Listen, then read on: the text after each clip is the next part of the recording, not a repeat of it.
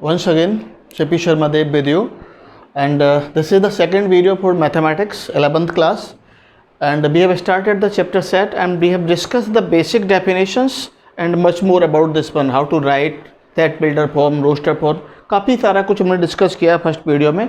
और हम चलते हैं सेकंड वीडियो की तरफ। तो सेकंड वीडियो में स्टार्ट करते हैं सिंगलटन सेट के साथ में। Singleton set is what? Singleton set is very simple, a set having only one element, a set having only one element। मैं लिख देता हूँ आपके लिए, a set having only word I am using, only one element।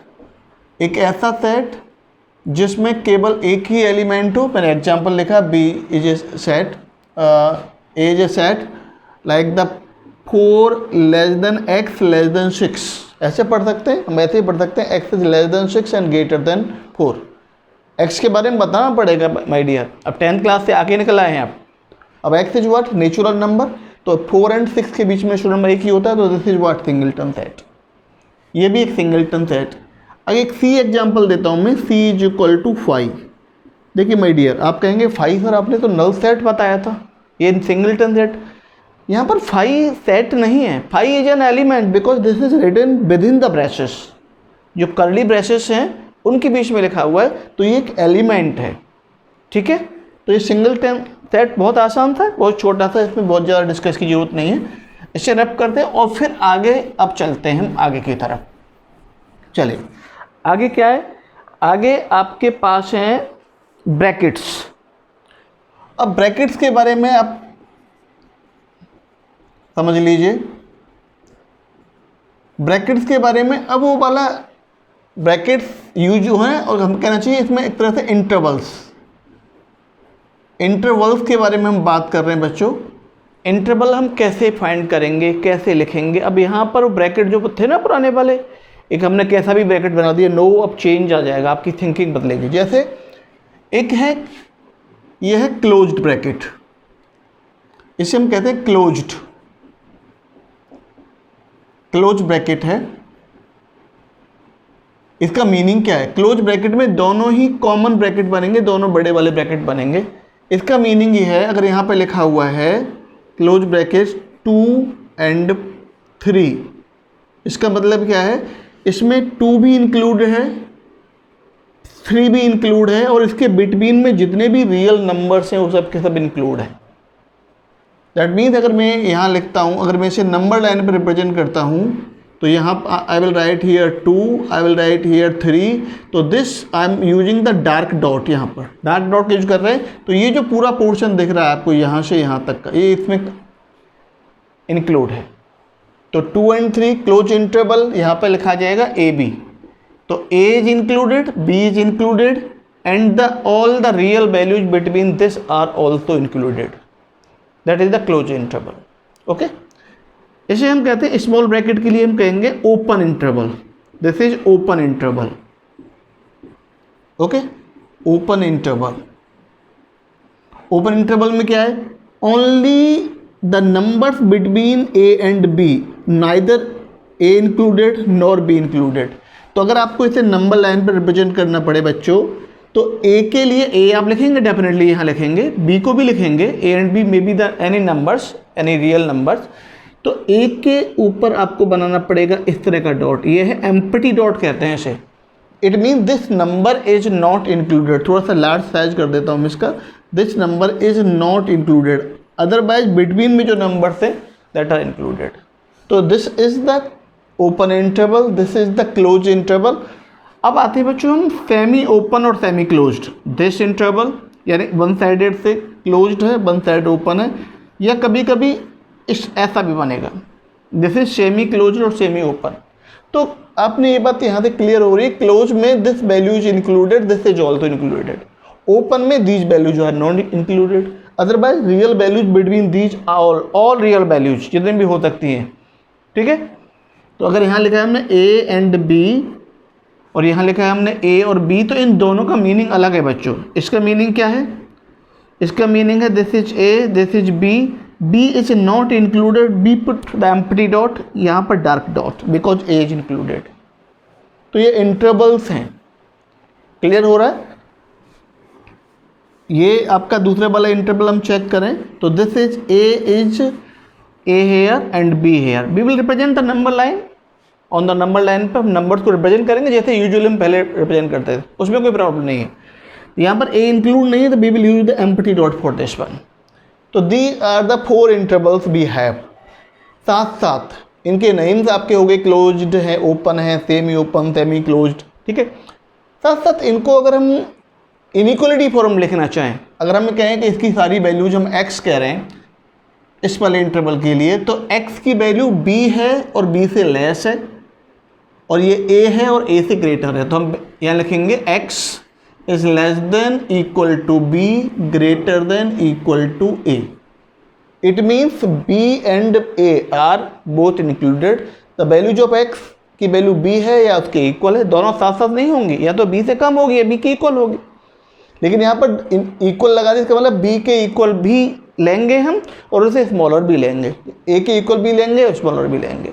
जब close interval है तो equal symbol भी लगेगा, और जब ओपन है तो इक्वल सिंबल नहीं लगेगा, यहाँ पर नहीं लगेगा।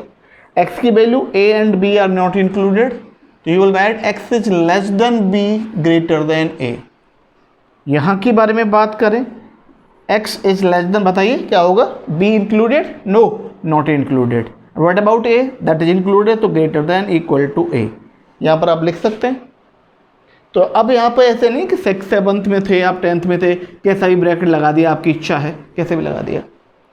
और जो हम ब्रेसेस पढ़ रहे हैं, कर्ली ब्रेसेस, इंटरवल हम सेट के बारे में जो पढ़ रहे हैं बच्चों, ये इसका मीनिंग भी आप देख लीजिए। आप देखा, हमने लिखा 1 2 3 एंड 4। अगर हमने इसे सेट कहा, it means only these number are included, only 1 2 3 and 4। इसके अलावा ना तो 4.1 होगा, ना 3.5 होगा, ना 1.5 होगा, कुछ भी नहीं हुआ। इट मीन्स ब्रैकेट्स का बहुत इंपॉर्टेंट रोल अब शुरू हो गया है, पहले तो कैसे भी लगा देते, ठीक है। तो ये आपके इंटरवल्स फॉर्म है, ब्रैकेट्स की अलग अलग फॉर्म को हम इंटरवल फॉर्म में पढ़ेंगे, ठीक है। चले आगे, क्लियर हो गया होगा।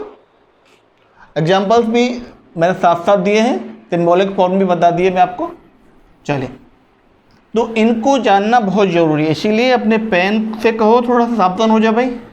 अब ऐसे नहीं तोड़ना जैसे पहले तोड़ता था, ठीक है। आइए, अब एक इम्पॉर्टेंट पार्ट, सेट का बहुत इम्पोर्टेंट पार्ट, एक मैथमेटिशियंस हुए जॉन वेन,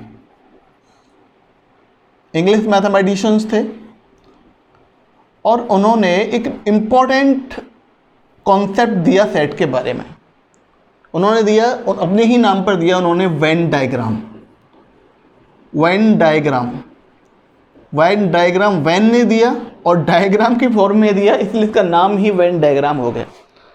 तो वेन डायग्राम ने क्या, वेन ने क्या किया, उन्होंने कहा कि सबसे बड़ा जो फैमिली है हमारा, यूनिवर्सल सेट के बारे में उन्होंने डिस्कस किया पहले। तो universal set is represented by the rectangle. तो this is the universal set, you can write anywhere, यहाँ लिख सकते हैं, कहीं भी लिख सकते हैं, this is the U for U. और बाकी के यू हमारा क्या है यहाँ पर, sorry, this is U universal set. Universal set की कोई भी लिमिटेशंस नहीं है, कोई बाउंडेशन नहीं है कि इसमें ना बड़ा चाहिए, बहुत लार्ज हो सकता है, स्मॉल भी हो सकता है, उसमें 2 3 4 एलिमेंट भी हो सकते हैं। बाकी हम कहेंगे A and B are subsets, subsets हैं। तो उन्होंने कहा कि subsets are represented by the circular form.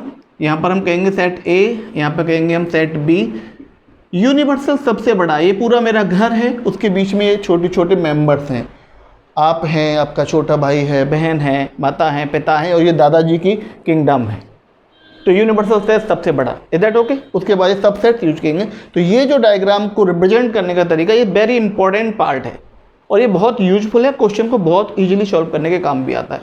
तो John when the English mathematician given the concept of the Venn diagram. तो इनके नाम से ही हम ये से जानते हैं, और इसके बारे में बहुत ईजी वे में क्वेश्चन को हम पूरा बड़ा सॉल्व नहीं करेंगे, कई बार शॉर्ट में आंसर हमको बहुत मिल जाता है with the help of this Venn diagram.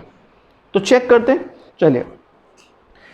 तो अब चलिए वेन डायग्राम के आगे चलते हैं। अब चलते हैं हम ऑपरेशन।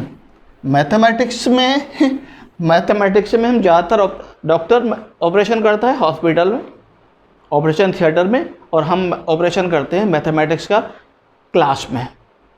ऑपरेशन के बिना काम चलता भी नहीं। ऑपरेशन का मतलब कुछ चीज़ों को ऐड करना, सब्ट्रैक्ट करना, मल्टीप्लाई करना, basic, plus minus, into, division, these are the 4 basic operations. लेकिन हम यहाँ बात करेंगे कुछ अलग, ऑपरेशंस ऑन फैक्ट। दिख रहा होगा ना, ऑपरेशंस ऑन फैक्ट। क्या है बच्चों ऑपरेशन सेट? सबसे पहले है union, union of two sets, इसके बारे में हम पढ़ेंगे। एक छोटा सा यूनियन का मतलब इकट्ठा हो जाना, सिंपल सी बात है, इकट्ठा कर दो। आप वहाँ खड़े हैं, आप वहाँ खड़े हैं, दो भाइयों की प्रॉपर्टी है, एक यहाँ प्रॉपर्टी है, एक वहाँ प्रॉपर्टी, दोनों को मिला दो, इकट्ठा हो गया, यूनियन हो गया, दैट इज यूनियन। तो सेट में लेट ए एंड बी, हम एक एग्जांपल से समझेंगे। A is the set of 1 2 3 numbers, B is the set of 2 3 and 5, और हमने कहा कि ए यूनियन बी चाहिए हमको, ए यूनियन बी।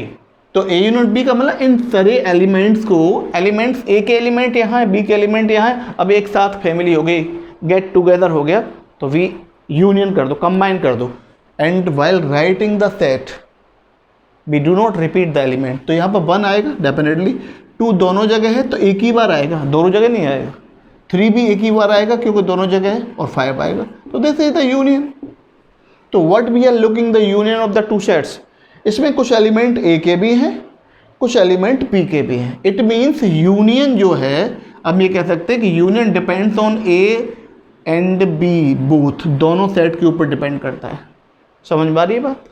दोनों के ऊपर होता है।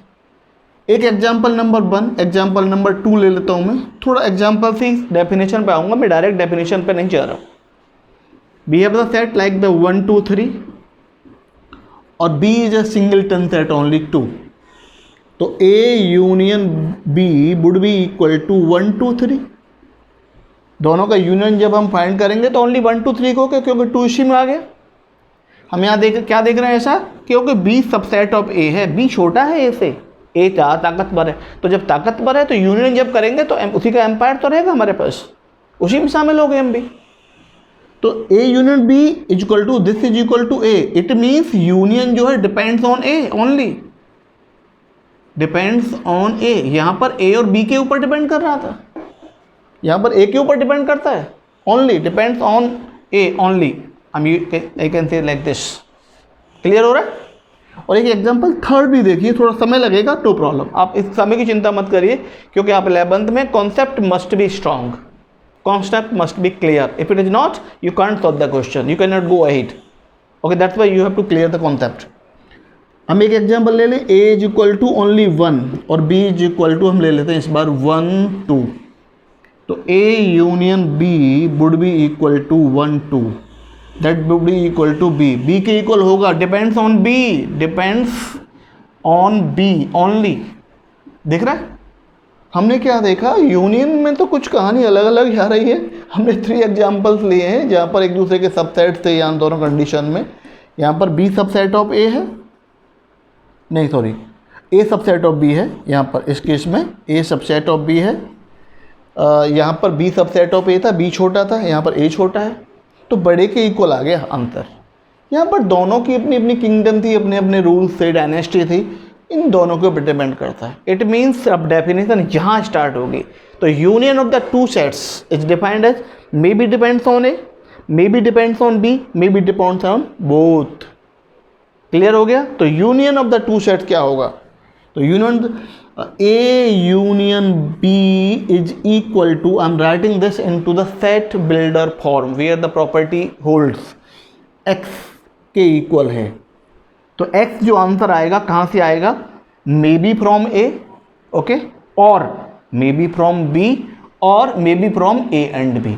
तो x जो है x belongs to A और x belongs to B और x belongs to both। आप कुछ लोग ऐसे लिखते भी हैं, कुछ लोग नहीं लिखेगा तब भी चलेगा, यहाँ तक ही डेफिनेशन है। यानी जो यूनियन है वो x की एक से भी आ सकता है, वो b से भी आ सकता है। ठीक है, क्लियर हो रहा है? तो यूनियन जब भी वर्ड आएगा तो इसका मतलब और है, ध्यान रखना भाई। यूनियन जब वर्ड आ गया, यूनियन का हम यूज करेंगे, जो ऑपरेशंस करेंगे अलग अलग तरीके से प्रूफ करेंगे, तो यूनियन मीन्स और, may be from A, may be from B, either from A और ईदर फ्रॉम बी और either from both, is that okay? तो यूनियन को मैंने एक एक्सप्लेनेशन किया है, तो this is the operation on the two sets A and B. तो union is depends on A और बी और बोथ। तीन सेट का भी हो सकता है, वो ए के ऊपर भी डिपेंड कर सकता है, बी के ऊपर भी कर सकता है, सी के ऊपर भी कर सकता है, दो के ऊपर भी कर सकता है। हम दो के बारे में यूनियन पढ़ेंगे, ठीक है? चलिए इसे रफ करें, इसे रफ करना पड़ेगा, थोड़ा स्पेस थोड़ा कम दिख रहा है मुझे। तो union of the two set के बारे में हमने लिख दिया है। तो union of the two set की डेफिनेशन क्या निकल के आई, जरा मैं एक बार मैं यहाँ लिख दूँ। यूनियन का डेफिनेशन हुआ A union B is equal to X such that x belongs to A or x belongs to B or x belongs to both. I am not writing this one. इसका concept यही है, maybe depends on A, maybe depends on B, maybe depends on both. Clear हो गया? ये important part है, इसका use करना है। यहाँ यूनियन का मतलब है वहाँ और, ध्यान रखें। अब आता है इंटरसेक्शन। अब इसकी कुछ प्रॉपर्टीज हैं, साथ में देखेंगे उसको। इंटरसेक्शन of two sets,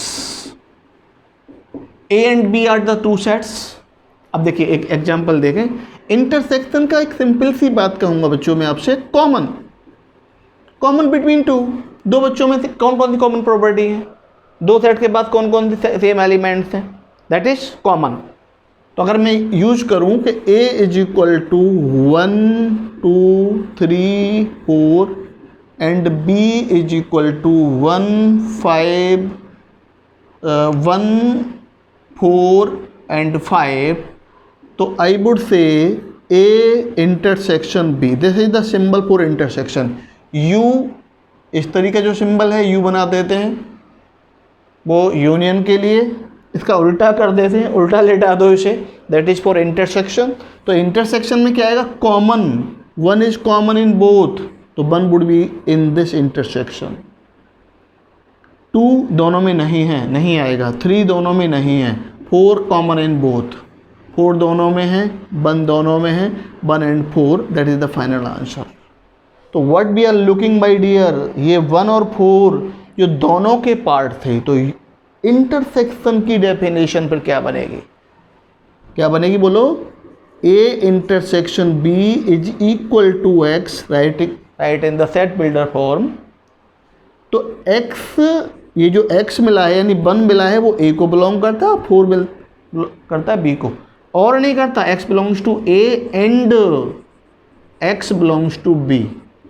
ये कंप्लीट x, तो ये पूरा है, ये पूरा x है, ये x है। इसमें से कुछ पार्ट A का है एंड रिमेनिंग पार्ट B का है, दैट मीन्स एंड लगाना पड़ेगा यहाँ पर, और लगाना पड़ेगा। तो यूनियन और intersection, that is the important part. तो इंटरसेक्शन की डेफिनेशन अगर मैं बात करता हूँ बच्चों, तो A intersection B would be equal to x if x belongs to A and x belongs to B। बहुत इंपॉर्टेंट पार्ट है ये एंड और का चक्कर, ठीक है? इसको थोड़ा ध्यान से समझिए। तो ये आपके definitions operation on this one, ठीक है? कुछ प्रॉपर्टीज हम देख लेते हैं यूनियन के लिए, इसे हम रफ करेंगे। आप इसका स्क्रीनशॉट ले सकते हैं, कोई दिक्कत नहीं, वीडियो अवेलेबल है। आप हैं इस समय मैथ्स प्लस चैनल पर हैं, मैथ्स प्लस चैनल पर आप हैं, और बाय CP शर्मा, आपके गुरुदेव, आपके साथी, आपके मित्र CP शर्मा देव के साथ आप अवेलेबल हैं। होपफुली आप इसे शेयर और लाइक ज़रूर करेंगे। अगर पसंद आता है तो लाइक करेंगे, नहीं आता है तो कमेंट ज़रूर करेंगे, ओके डन। तो इंटरसेक्शन और यूनियन की कुछ प्रॉपर्टीज हम देख लेते हैं बच्चों। अब सिंपल सा है, कॉमन का मतलब है, इंटरसेक्शन का मतलब है दोनों चीज़ों में कॉमन प्रॉपर्टी, और यूनियन का मतलब है दोनों का कंबाइन करना। अगर मैं इसको वेन डायग्राम से मैं जाता हूँ, इसका वेन डायग्राम आपको यहाँ दिखे शायद, अगर मैं वेन डायग्राम इसको बनाता हूँ, अगर मैं कहता हूँ कि A इज एनी सेट और B is any set, this is A and this is B, तो यूनियन में ये पूरा का पूरा आ जाएगा। अब देखिए ये पूरा कंप्लीट आ गया आपका यूनियन में, यानी A और B के एलिमेंट, यहाँ भी एलिमेंट हो सकते हैं, यहाँ भी हो सकते हैं, ऐसा नहीं है, क्योंकि किंगडम तो बहुत बड़ी है ना, यूनिवर्सल सेट तो आपका काफ़ी बड़ा है ये।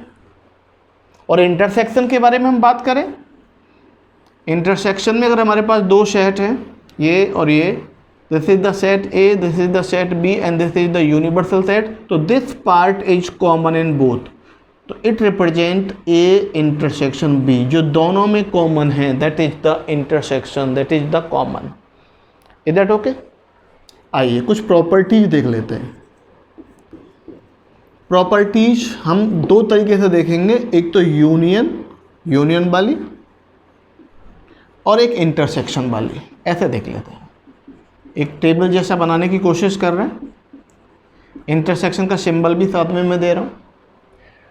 यू के बारे में आप जानते हैं, यू देखिए, यू इस जगह यू यूनिवर्सल सेट के लिए भी यूज करेंगे। यू यहाँ जो लिखा है ये यूनिवर्सल सेट को रिप्रेजेंट कर रहा है यू। यहाँ पर जो यू लिखा है ये ए यूनियन बी है आपका, ये जो रिप्रेजेंट कर रहा है ना, ए यूनियन बी है। ये जो यू है ये कंबाइंड के लिए लिखा है, ये जो यू है यूनिवर्सल के लिए। अब देखिए बुक में कुछ प्रिंटेड लेटर अलग तरह के होते हैं, हम लोग तो ऐसे बनाते हैं। चलिए यूनियन पे देखें, अगर हम देखें, एक होता है आइडेम्पोटेंट लॉ। आइडेम्पोटेंट लॉ में हम ए को ए के साथ ही ऑपरेट करते हैं हम, यानी ए को ए के साथ हम यूनियन करें, that would be equal to A, पहला। दूसरा, ये सेट कम्यूटेटिव लॉ भी होता है। कम्यूटेटिव लॉ में A union B is equal to B union A, यानी सेट कम्यूटेटिव है अंडर द यूनियन। यहाँ पर हम इंटरसेक्शन के बारे में बात कर रहे हैं बच्चों, तो यहाँ पर भी A intersection A is equal to, अगर सेम सेट आता है आफ्टर डूइंग द ऑपरेशन, तो हम कहते हैं they are following the idempotent law, idempotent rule को फॉलो करते हैं। कम्यूटेटिव में A union B, B union A आएगा, और ऐसे ही A intersection B is equal to B intersection A, ये भी। यहाँ पर intersection is also commutative, union is commutative, intersection is commutative. उसके बाद में एक जो प्रॉपर्टी आती है वो होती है एसोसिएटिव, तीसरी वाली एसोसिएटिविटी। ये आपने एक कम्यूटेटिविटी, एसोसिएटिवनेस आपने पहले भी पढ़ी है 7th 8th क्लास में, वहाँ एडिशन सब्ट्रैक्शन में पढ़ते थे, मल्टीप्लिकेशन में। यहाँ पर हम पढ़ रहे हैं यूनियन में। Union is simply the form of the addition, okay, exactly not same, but यहाँ अलग तरीका है, वहाँ अलग तरीका था। यहाँ पर 3 एलिमेंट होते हैं एसोसिएटिविटी में, एसोसिएटिविटी। यहाँ पर A union B union C और A union B union C, 3 है। आप कहेंगे एक जैसा लिखती है, नहीं, चेंज कर रहे हैं, ब्रैकेट लगाएंगे। हम कह लेते हैं पहले बी और सी को हमने कंबाइन किया, बाद वाले दो को, यहाँ आप पहले वाले दो को कर लीजिए कंबाइन, तो ये दोनों सेम आएंगे। यहाँ पर बी और सी को हमने कंबाइन किया, पहले यूनियन निकालेंगे तब ए के साथ यूनियन करेंगे। यहाँ पहले ए और बी का यूनियन निकालेंगे फिर सी के साथ करेंगे, लेकिन यूनियन तो कंबाइन कर रहे हैं तो operation will be same, result will be same. तो ये एसोसिएटिव रूल है। इंटरसेक्शन में बच्चों होता है A intersection B intersection C, A intersection B intersection C. देख सकते हैं कहाँ लगाना है हमको, बी और सी पर लगा देते हैं, यहाँ ए और बी पर लगा देते हैं। तो इंटरसेक्शन मतलब तीनों में कॉमन। अगर मैं 3 सेट यहाँ इसके बनाना चाहूँ, अगर मैं एक बेन डायग्राम का यूज करना चाहूँ, this is set A, this is set B and this is set C, this is A, this is B and this is C. तीनों में जो कॉमन जो दिख रहा है बच्चों, ये जो पोर्शन है ये आपका बनेगा A intersection B intersection C, common in all 3। तीनों में कॉमन जब बनेगा तब आपकी बात बनेगी। ठीक है बच्चों जी। एक आता है identity element, identity, law of identity. 4th बात दोनों के लिए है, इसलिए मैं साथ साथ कर रहा हूँ। लॉ ऑफ आइडेंटिटी, आइडेंटिटी शायद हमने पढ़ा है, पहले पढ़ा है, यहाँ सेट के बारे में पढ़ेंगे। पहले हमने पढ़ा है कि 2 इंटू 1 2, 3 इंटू 1 3, 0 इंटू 1 0, यानी 1 से मल्टीप्लाई करने पर कोई फर्क नहीं पड़ता। तो 1 वहाँ पर मल्टीप्लिकेट आइडेंटिटी एलिमेंट कहलाता था। एडिशन में 0 एडिटिव आइडेंटिटी एलिमेंट है। तो यहाँ ऐसा कोई सेट जिसको ए के साथ ऑपरेशन करें, किसी सेट के साथ फर्क नहीं पड़े। तो अगर मैं कहूँ कि A union phi is equal to A और phi union A is equal to A, तो जो फाई है वो है क्या, यहाँ पर आइडेंटिटी सेट है for the given set A union में, for the union phi is identity set for union, phi is an identity set, identity. लेकिन यहां पर क्या ये काम करेगा, नो, यहाँ पर ये फर्स्ट था बच्चों, ये सेकंड था, ये थर्ड था उसी लॉ अकॉर्डिंग, और ये फोर्थ आपकी आइडेंटिटी वाला मैं यहाँ लिख दूँ, शायद दिख रहा होगा, A intersection U is equal to A. Result should be same, result हमको ए ही चाहिए ना, आइडेंटिटी का मतलब देयर इज नो चेंज।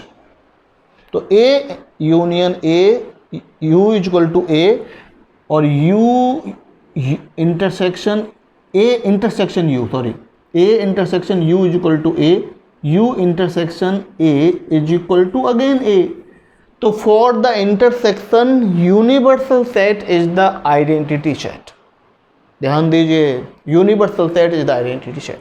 तो ये ऑपरेशन दो हैं, यूनियन और इंटरसेक्शन, दोनों की definition with Venn diagram, with detail explanation example के साथ दिए हैं, दोनों को एक्सप्लेन किया है। यहाँ पर इसकी property, idempotent, commutative, associativity, law of identity, और दोनों के लिए अलग अलग है। तो इंटरसेक्शन के लिए आपको ध्यान रखना पड़ेगा, ये क्या है, union is the identity set. ठीक है बच्चों, चलिए ये वाली बात हो गई है।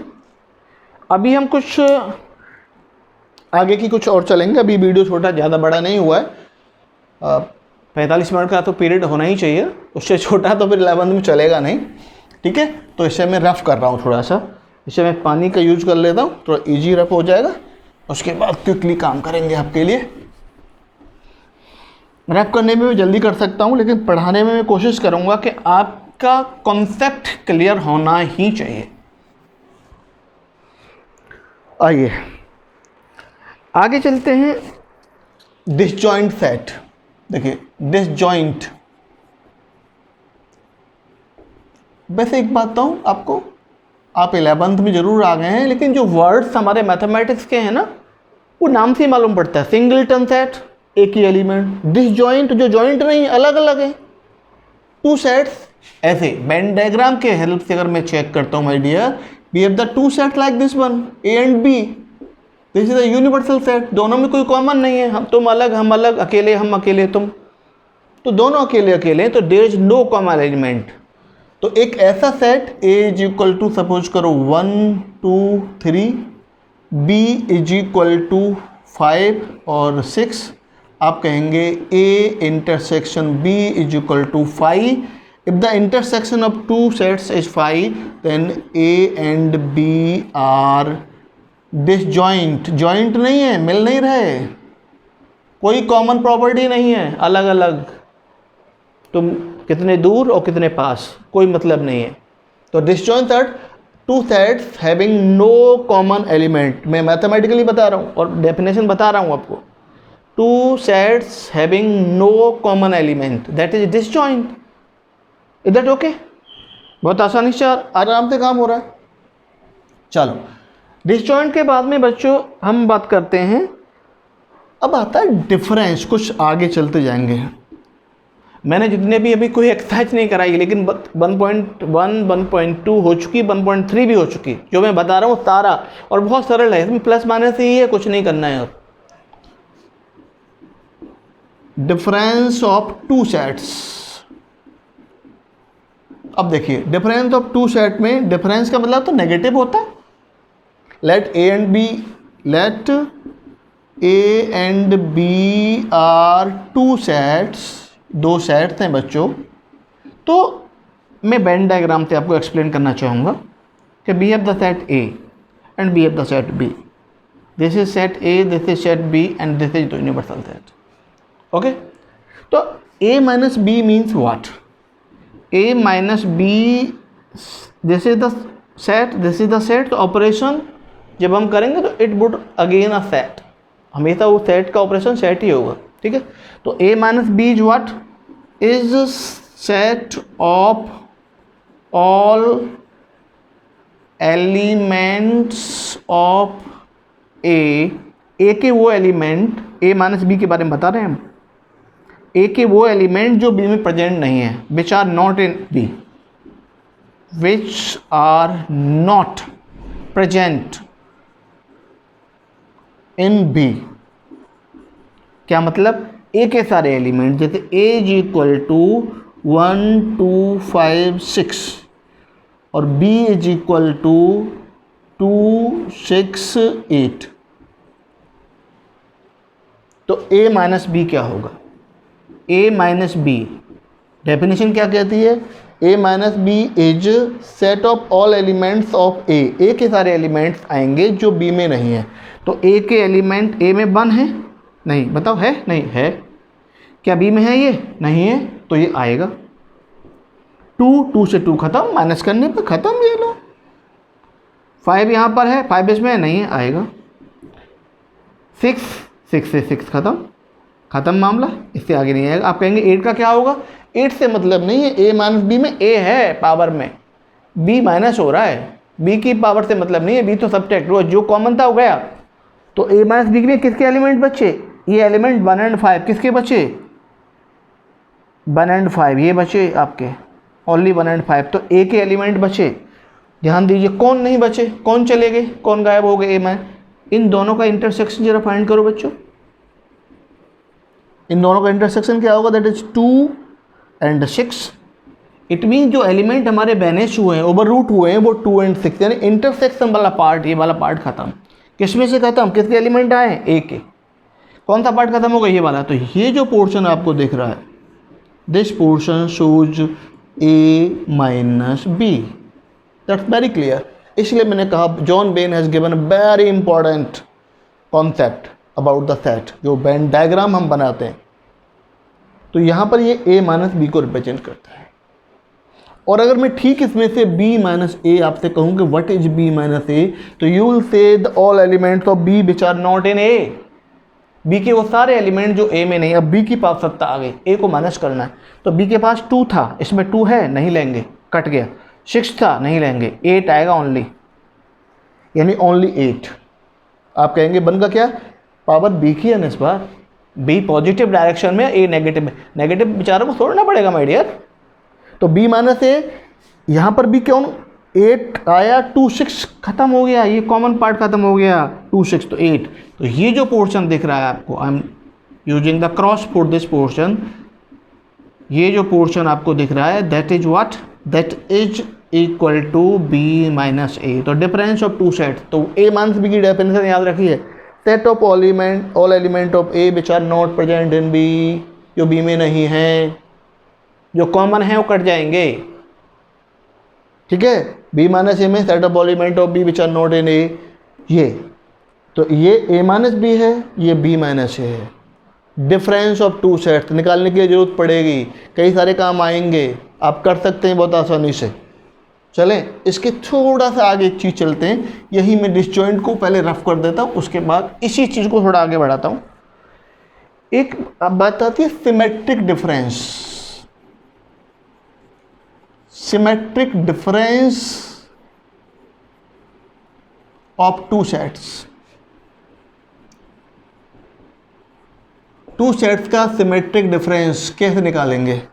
सिमेट्रिक डिफरेंस को बच्चों सिंपल सा ये a डेल्टा b से लिखते हैं, डेल्टा मतलब सिमेट्रिक डिफरेंस। तो सिमेट्रिक डिफरेंस में सिमेट्रिक होता है ना, इधर भी इतना उधर भी इतना, तो a और b दोनों का सिमेट्रिक डिफरेंस, इन दोनों सेट का यूनियन, इन दोनों सेट का यूनियन यानी plus. For a and b 2 set, the union of a minus b and b minus a, that is called the symmetric difference. तो a delta b symmetric difference जब find करेंगे तो आप लिखेंगे a minus b union b minus a।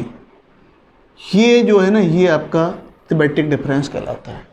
और diagrammatically अगर आप इसे जॉन बेन के डायग्राम में अगर रिप्रेजेंट करना चाहते हैं बच्चों, तो सिंपल सा है, this is the set A, this is the set B, and this portion that you are looking, this portion that you are looking, this is, इन दोनों को मिला के बनेगा ए डेल्टा बी।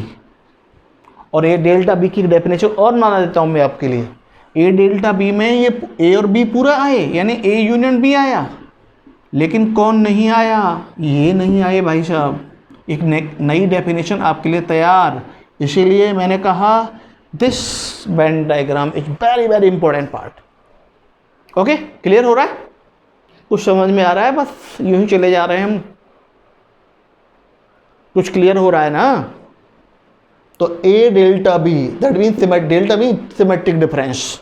ओके, तो A delta B, A union B, that means complete portion minus this portion is out. Okay, done. इतनी सारी बातें आज आपने पढ़ी हैं, और कुछ पढ़ेंगे? चलिए एक दो चीज़ें और देख लीजिए, और उसके बाद हम आगे चलेंगे। फिर उसके बाद इस वीडियो को ख़त्म करेंगे, और फिर आपकी 1.4 तक पहुंच गया हूं मैं, 1.3, 1.4। आप क्वेश्चंस करके देखिए, definitely you can easily solve. शायद ही कुछ क्वेश्चंस होंगे जहां पर आपको कुछ डाउट हो, उन क्वेश्चन को मैं डेफिनेटली रिव्यू करूंगा, बताऊंगा आपको। ठीक, एक चीज़ बस लास्ट, और आज का वीडियो हम यही समाप्त करेंगे, क्योंकि और देखो, अगर ये वीडियो 30 to 35 मिनट का हो रहा है तो आप चिंता न करिए, इतना तो आपको पढ़ना पड़ेगा दोस्त। Okay, complement of A set, complement of a set A. Complement मैं डेफिनेशन दूंगा वेन डायग्राम की हेल्प से। This is the universal set, let U is universal set. Universal set आप जान गए, सबसे बड़ा father, grandfather, A subset of U. तो ए कॉम्प्लीमेंट का मतलब है रिप्रेजेंटेड बाय ए डैश, इसके ऊपर लगा दीजिए खोपड़ी पर, ए कॉम्प्लीमेंट। तो एक सिंपल एग्जांपल देख लेते हैं पहले। u is equal to 1 2 3 up to 9, और a इज इक्वल टू 1 2 5 7 8। तो u में एलिमेंट से कौन से, 1 2 5 7 8, ये आपके थे a में, बाकी बचे 3, बाकी बचे 4, बाकी बचे 6, बाकी बचे 9, ये थे u में। यही है ना, मैंने ऐसे बना दिया। u की ये पूरी किंगडम थी, a के अंदर 1 2 5 7 8 आ गई। तो a complement what is set of all elements of u के सारे element which are not in a complement है तो a नहीं चाहिए फिर कॉम्प्लीमेंट में। जिसका कॉम्प्लीमेंट निकालेंगे वो नहीं आएगा, कौन आएगा, उसकी किंगडम का बाकी हिस्सा, यूनिवर्सल सेट का बाकी रिलेशनशिप, बाकी के पार्ट, बाकी के एलिमेंट, बाकी के मेंबर्स।